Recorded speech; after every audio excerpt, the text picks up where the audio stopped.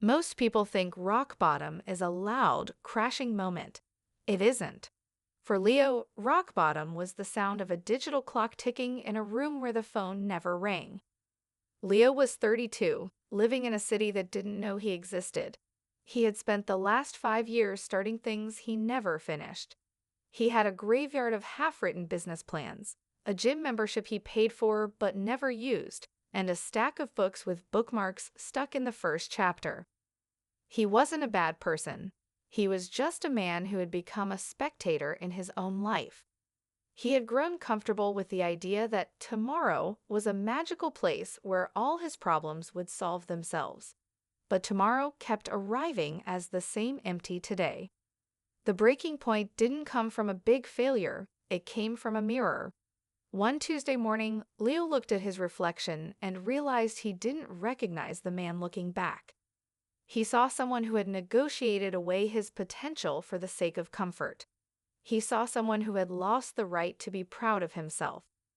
That morning, Leo didn't make a grand New Year's resolution. He didn't post a day one photo on social media. In fact, he turned his phone off. He sat at his kitchen table and realized that his biggest enemy wasn't the economy, his boss, or his luck. It was his own inability to keep a promise to himself. He decided that for the next 6 months, he would disappear from the noise. He didn't want to be successful yet. He just wanted to be a man of his word. The first week was agonizing. It wasn't the work that was hard, it was the silence. When you stop distracting yourself with mindless scrolling and cheap entertainment, you're forced to sit with your own thoughts. Lee realized he had been running away from himself for years. He started with one rule: the bed must be made by 6 o'clock a.m. No exceptions, not because a made bed changes the world, but because it was a contract. If he broke that first contract of the day, he knew he would break the rest. The second month was the invisible phase. This is where most people quit. He was working out in his cold garage, eating simple meals, and studying a new skill every night until his eyes burned. But he didn't look different. His bank account hadn't grown. His friends stopped calling because he was too busy. He felt the heavy pull of his old life. The voice in his head told him that one night of drinking wouldn't hurt, or that skipping one workout didn't matter. But Leo finally understood that discipline isn't about the big goals. It's about the tiny, boring victories that no one ever sees. One rainy evening, 3 months in, Leo sat at his desk. He was exhausted. The old Leo would have ordered a pizza and watched TV until midnight. Instead, he opened his laptop and worked for 2 hours on a project that might never see the light of day. In that moment, something shifted. He wasn't doing it for the money or the recognition anymore. He was doing it because he had finally learned to respect the person in the mirror. He realized that self-discipline is the highest form of self-love. It's telling your current self no, so your future self can say thank you. By the 6th month, the results started to leak out into the world. It wasn't a lottery win. It was a slow, steady build. He landed a job that required the very skills he had studied in the dark. His body was leaner, but more importantly, his posture had changed. He walked like a man who owed nothing to anyone. People began to treat him differently.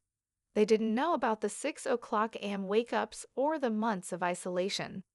They just saw a man who was composed, focused, and reliable. They saw the new Leo, not realizing he was just the man who had finally stopped lying to himself. He went to dinner with an old friend who asked him, "What's your secret? You look like you won the lottery." Leo looked at his glass of water and smiled. He didn't talk about motivation or grind. He just thought about the quiet mornings and the empty room. He realized that he hadn't found success. He had simply stopped entertaining failure. He told his friend, "I just stopped negotiating with my own excuses. Once the price is non-negotiable, the work becomes easy." Leo still lives in the same city. The digital clock still ticks in his room. But the room doesn't feel empty anymore. It feels like a headquarters. He isn't afraid of failure anymore because he knows that failure is just a temporary state, while a lack of discipline is a life sentence. Most people spend their entire lives waiting for a spark to start their fire. They wait for the right mood, the right partner, or the right opportunity.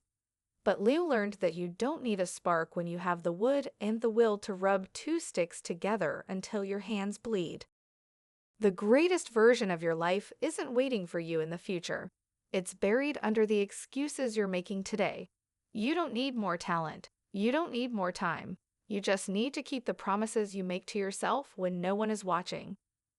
Discipline is not a punishment.